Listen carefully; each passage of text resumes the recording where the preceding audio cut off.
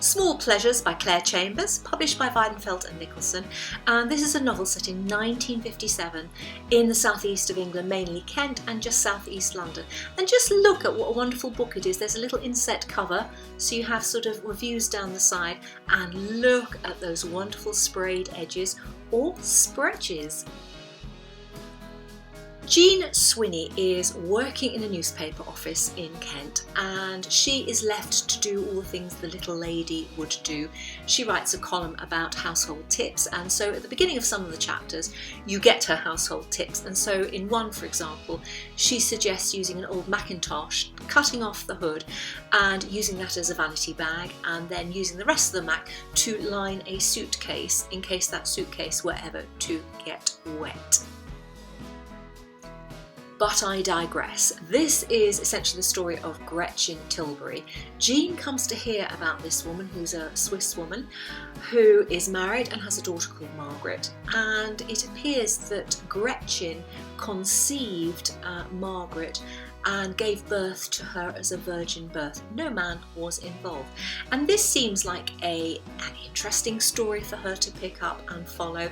And so she does. She goes to meet Gretchen, she goes to meet Howard, her husband, who took on the family unit after Margaret's birth. And so she looks deeper into the conception, or a period of conception, when in fact Gretchen was suffering from rheumatoid arthritis and she was in a convalescence home called St Cecilia's.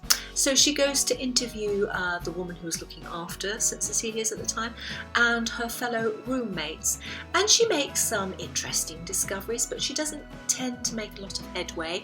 There is also some biological stuff going on at the Charing X Hospital to ascertain whether Margaret and her mum are actually, biologically a fit where no man was involved. So it's a very interesting, convoluted story, and of course it's going to have some resolution at some point during the novel.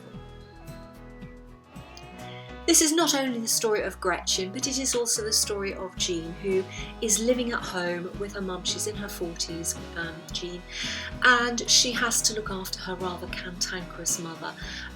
They spend the evenings together. She's quite demanding of her, and in order to finance their lives, she has to go out to work to the newspaper office and get on with her life.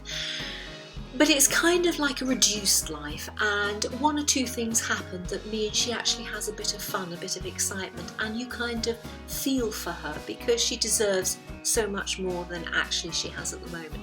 So I think this is sort of a quietly demanding novel with a kind of odd story at the heart of it, but it is the story of the women who in the 1950s, had to get on with their lives and find some kind of happiness.